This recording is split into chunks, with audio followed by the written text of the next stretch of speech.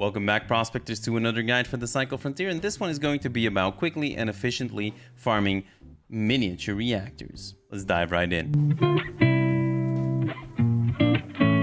Throughout your playthrough of the missions and while upgrading your quarters, you will at several points need a couple of miniature reactors, either to just turn them in or go to stash them in Crescent Falls. Especially when you'll want to do the quarters level 6 second inventory upgrade and the quarters level 7 safe pocket upgrade, you will suddenly need 11 of them, so best to have a smooth way of farming them.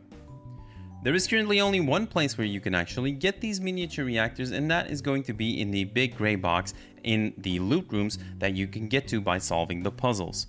The only other way to get it is, of course, if another player is carrying around one of these things and you shoot them, you can actually loot it from them, of course. As it's like with many things, I consider Bright Sands to be the map to do this farm on, just because the map is a little bit easier than Crescent Falls and overall less sweaty as well.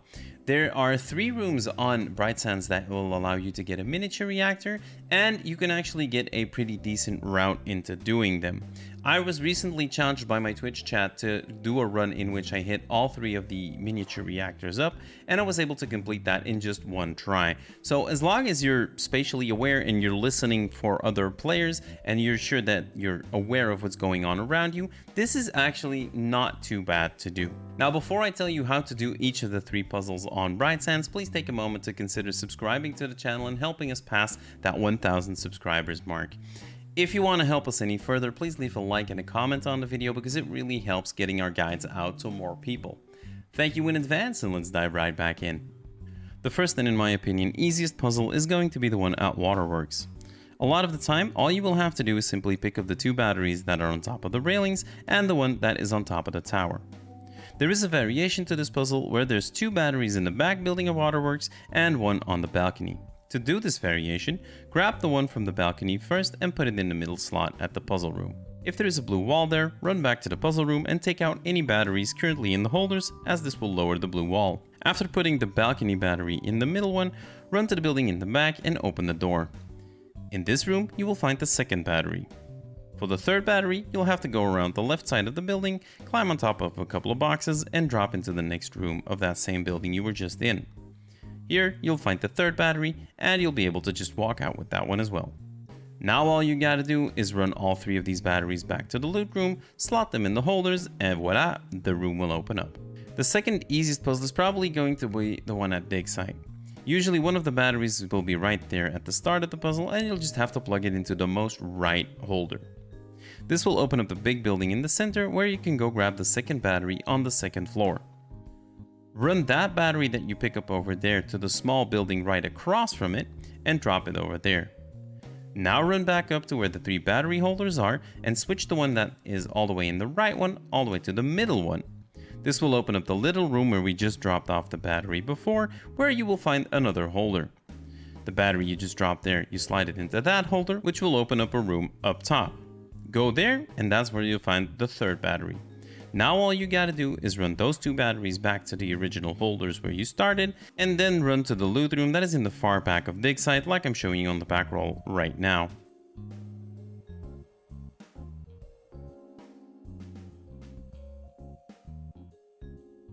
There is a variation to this puzzle, but frankly whenever I see it, I just don't really bother with it and I just go on my merry way. However, with all the information that you got in this video, you should be able to figure that one out pretty easily as well.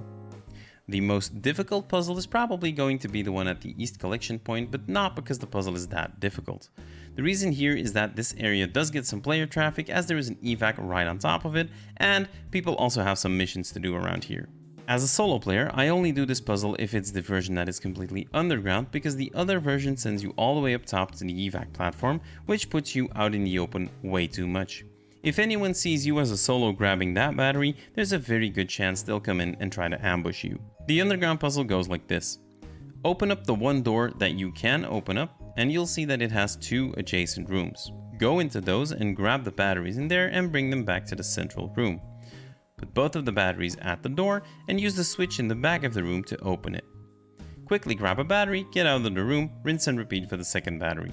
You can also shoot the handle to open the door, but again, you're making some noise which could attract other players, of course.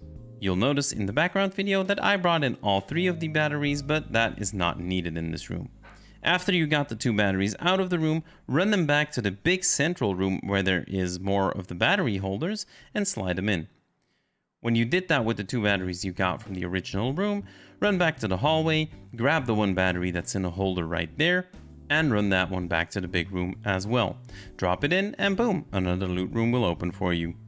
All the while doing this one, make sure that you regularly take some time to listen for any noises that would indicate other players, as people can come from all sides here. Now, there's also one drop that you can get that can be extremely efficient with this as a farming route. If you drop in right behind waterworks in the south of the map, you can very easily hit up all 3 of the puzzle rooms, and then usually you will have your extraction over a dig site or at the mine, which is very easy. You just nip up all 3 of the miniature reactors and then you take a quick evac out. Another thing that is very nice for this farm is making sure that your butt pocket or your safe pocket is upgraded as much as you can, because having a safe pocket that can hold an item that weighs 10 is a huge win for this. That means you can stick 1 miniature reactor in there and don't have to worry about going out without nothing, because doing these puzzles can feel like a little bit of work, it can feel a little bit tedious, and if you then grab the loot and you get shot and you lose it, that can get frustrating rather quickly. So make sure you have a big enough butt pocket and just shove a reactor up there from time to time. And there you have it, a fast and easy and efficient way to farm up your own miniature reactors by the time you need an absolute buttload of them. Don't forget to subscribe to the channel and leave a like and a comment down below to make sure that our videos get out to as many people as possible. That's all I got for you in this one. I will see you in the next one, and until then, bye bye.